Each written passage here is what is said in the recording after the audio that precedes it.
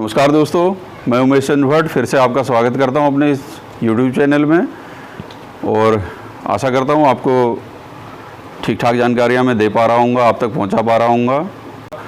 और बड़ी खुशी मिलती है जब फ़ोन कॉल के माध्यम से या व्हाट्सएप फेसबुक के माध्यम से लोग बताते हैं कि इसमें दी जाने वाली छोटी छोटी बातें वो उन्हें ठीक लग रही हैं और इसके बारे में उनकी तरफ ध्यान गया है मेरे बताने के बाद, तो मेरा भी उत्साह बढ़ता है उससे। तो आज जो मैं आपके साथ ये विषय लेके आया हूँ, ये विषय है कि इसको हम नेटवर्क कैसे बनाएं, कैसे हम एक साथ जुड़ करके इसमें सफल हों। इसके बारे में मैंने पिछले वीडियोस में आपको बताया है कि कैसे हम एक दूसरे से कनेक्ट होकर के इससे लाभकारी बना सकते हैं, जानकारियाँ ले सकते हैं और उसके माध्यम से आगे इसमें कुछ प्रगतिशील काम हम कर सकते हैं। तो इसी क्रम में मैं आपको बताना चाहूँगा कि ख़ास तौर से मैं उत्तराखंड के लिए ये बात कर रहा हूँ। मैं उत्तराखंड का रहने वाला हूँ। उत्तराखंड में ही जो पशुपालन है और जो शुरुआत भी हमारे जो वीडियोज़ में जो हम दिखा रहे हैं कि पशुपालन में जो छोटी छोटी बातें जो हैं वो मेरे अनुभव जो हैं वो यहीं के हैं, जो मैं यहाँ अपने आसपास देख रहा हूँ, या हम भी पहले वैसा ही करते थे। कुछ चीज़ें हैं जो हमने इम्प्रूवमेंट किया है, तो वो केवल इसी वजह से कि हमने नेटवर्क बनाया, लोगों से जुड़े जो इस कार्य में सफलतापूर्वक काम कर रहे हैं, उनसे हमने सीखा।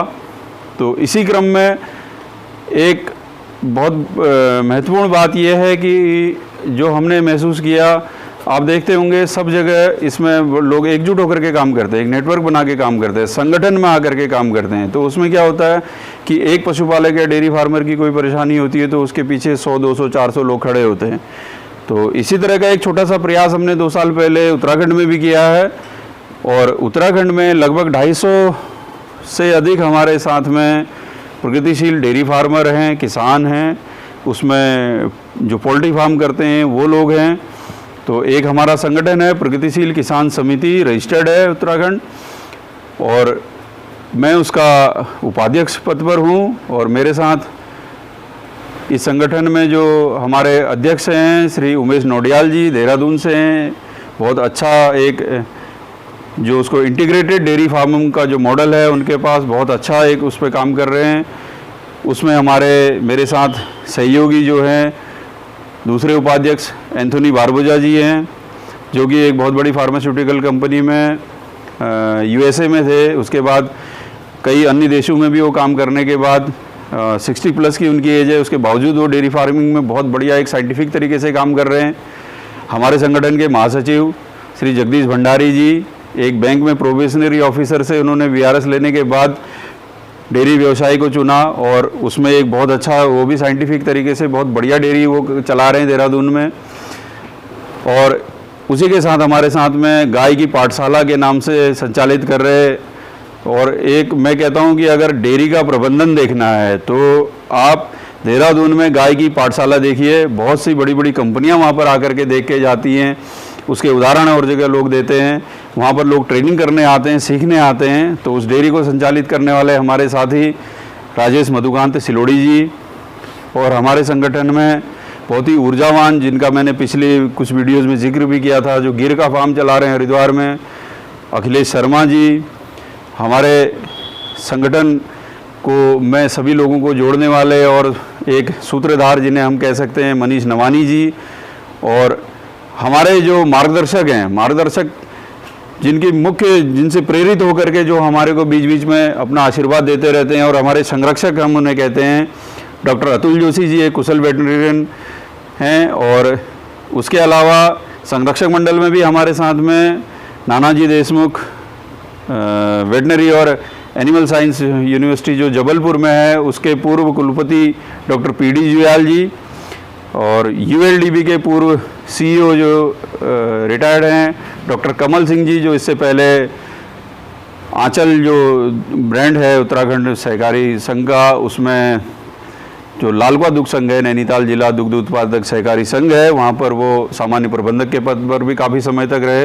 तो ऐसे लोग हमारे साथ, ऐसे विशेषज्ञ, एक बहुत लंबी कड़ी है। डॉक्टर यूके थैया जी, जिनके आप वीडियोस भी उनके आप देखते रहते होंगे या आपको देखने चाहिए, जो भी इस फील्ड में डेयरी सेक्टर में है उन्हें डॉक्टर यूके थैया जी के वीडियो ज़रूर देखने चाहिए, क्योंकि उन्हें हम डेयरी व्यवसाय में या वेटनरी साइंस का पितामह कहते हैं। 77-78 की एज में आज भी वो बिल्कुल इतने एक युवा और जो जोश होता है, युवा जोश और इतनी ऊर्जा उनके अंदर है कि वो 24 घंटे आपकी मदद करने के लिए तैयार रहते हैं।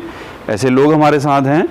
तो आज मैं संगठन के बारे में इसलिए बात कर रहा हूँ कि हमारे साथ इसमें बहुत उत्तराखंड के अलग अलग क्षेत्रों से, पहाड़ी क्षेत्रों से, मैदानी क्षेत्रों में जो भी काम कर रहे हैं, ऐसे बहुत सारे लोग हमारे साथ जुड़े हुए हैं।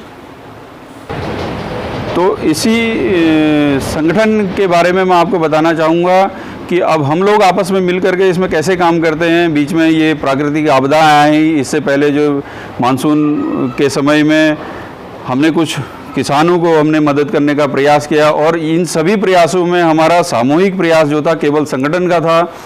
हमारा ना ही कोई किसी कंपनी से कोई फंड की कोई वो व्यवस्था होती है, ना ही हम किसी सरकार से कोई मदद लेते हैं। हम आपस में अपना ही एक दूसरे का सहयोग करके इसको करते हैं। तो पौड़ी ज़िले में एक आपदा आई थी, वहाँ के एक किसान की 50 बकरियाँ, कुछ बैल और पूरी गौशाला उनकी ज़मींदोज़ हो गई थी। तो उनको हमने 30,000 रुपये की मदद अपने संगठन के माध्यम से पहुंचाई। और उसके अलावा बागेश्वर जो ज़िला है हमारे कुमाऊं में, उसमें कपकोट ब्लॉक में एक दोबाड़ गांव पड़ता है। तो वहाँ पर भी एक पशुपालक की बकरियां काफ़ी दब के मर गई थी, गौशाला भी उनकी ख़त्म हो चुकी थी। उन्हें भी हमने 25,000 रुपये का सहयोग यहाँ से किया है। तो ये छोटा छोटा सहयोग सब हमारा आपस का ही संकलन किया हुआ है। इस तरीके से भी हम लोगों की मदद करने का प्रयास कर रहे हैं, और ये भी कहते हैं लोगों से कि आप आइए हमारे संगठन के साथ जुड़िए। हम एक दूसरे के लिए मदद करने को हमेशा तत्पर रहते हैं। तो इसमें हमारे संगठन के साथ आप कैसे जुड़ सकते हैं, कैसे इसका लाभ ले सकते हैं। हम बीच बीच में वर्चुअल मीटिंग के माध्यम से अलग अलग कंपनी के अच्छी जो बड़ी कंपनियां हैं, इसमें उनके एक्सपर्ट्स जो होते हैं उनका भी हम इसमें वर्चुअल मीटिंग में उनका वेबिनार वगैरह करवाते हैं। उससे जो भी जानकारी हमारे जो भी सब्जेक्ट हमारे फार्मर्स की तरफ से आते हैं कि जैसे रिपीट ब्रीडिंग है, या पशुओं की बीमारी के संबंध में है, उनका आवास प्रबंधन है, या किसी भी तरह की जो समस्याएं होती हैं उसके बारे में बातचीत करने के लिए समय समय पर हम ये इंटरेक्शन कराते हैं। और इसी क्रम में हम सरकार के अधिकारियों का भी इसमें पशुपालन विभाग से, दुग्ध विकास विभाग से, इनके भी उच्चाधिकारियों को बुला करके हम यहाँ पर सीधे किसानों की वार्तालाप कराते हैं, जिससे उन्हें भी फ़ायदा मिलता है। तो इस संगठन में कैसे जुड़ें, इसका मैं लिंक आपको एक डिस्क्रिप्शन में दे दूंगा, उसमें कैसे आप हमारे साथ जुड़ सकते हैं। और जो हमारा फेसबुक ग्रुप है उसमें आप उसका मैं लिंक दे दूंगा, उसमें जुड़ सकते हैं, व्हाट्सएप ग्रुप पे जुड़ सकते हैं।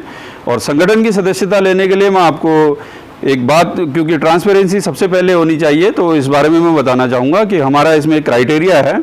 जो क्राइटेरिया ये रखा गया है कि जो भी छोटे 1-2 से लेकर के 5 पशु तक जो रखता है, वो छोटे किसानों के लिए इसमें सदस्यता शुल्क 100 रुपया मात्र है, और जो आजीवन रहेगी।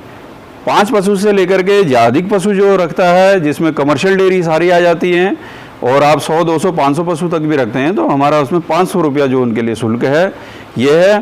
और दूसरा इसमें जो हमारे पहाड़ी इलाके हैं, पहाड़ी इलाकों के जो हमारे पशुपालक हैं, किसान हैं, या और जो भी उद्यम उसमें कर रहे हैं इस व्यवसाय इस क्षेत्र में, तो उनके लिए ये शुल्क हमने मात्र 100 रुपया रखा है, चाहे वो कितनी भी बड़ी उनका डेयरी का साइज हो, उनके लिए 100 रुपया। मैदानी क्षेत्रों के लिए हमारा जो बड़ी डेयरी वाले हैं उनके लिए 500 रुपया शुल्क है।